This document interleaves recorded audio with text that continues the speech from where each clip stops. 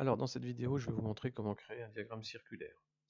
Pour cela, vous sélectionnez structure H département ici dans le troisième onglet. Alors, vous voyez, j'ai déjà avancé, on n'a pas tout à fait le même tableau, tout simplement parce que moi, j'ai déjà figé la partie supérieure, donc à vous de le faire. J'ai déjà filtré ici l'ensemble de mes départements pour ne garder que les départements de la région Grand Est. Alors si vous ne connaissez pas les départements de la région Grand Est, je vous les ai placés ici dans le deuxième onglet. D'accord? Vous les avez placés ici avec leur numéro et leur nom. Ensuite, une fois que vous avez fait ça, je ne vais garder que deux colonnes, la population en 2007 et la population en 2040. Je ne vais pas supprimer les autres, mais je vais les masquer. Donc pour les masquer, je les sélectionne. Je vais prendre 2007. Voilà. Ici. Une fois que j'ai sélectionné, je fais clic droit pour faire masquer. Ensuite, je garde population en 2040 et je vais masquer le reste. Ça va me faire un tableau beaucoup plus lisible. Voilà. Ensuite, une fois que j'ai fait ça, pour créer le diagramme circulaire, c'est très simple. Je sélectionne mes deux plages de cellules.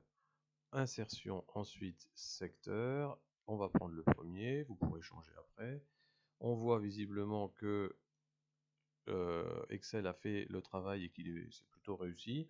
Juste peut-être que la lecture avec le code couleur est pas très pratique. Donc ce que je vais faire, je vais modifier ceci. Alors premièrement en sélectionnant graphique.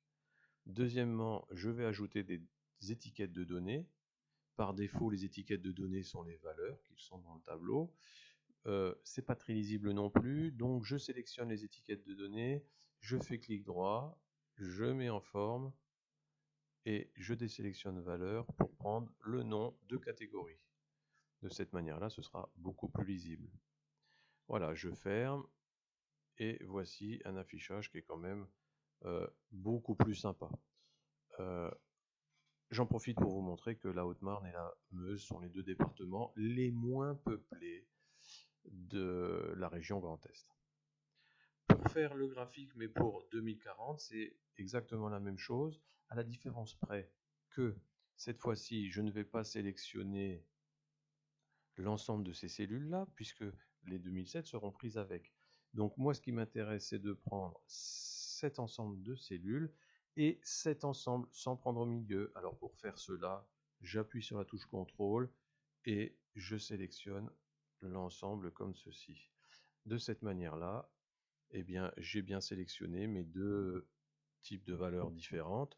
Et puis, je vous laisse créer le deuxième tableau et voir comment est prévue la répartition de la population dans la région Grand Est pour 2040. À vous de faire.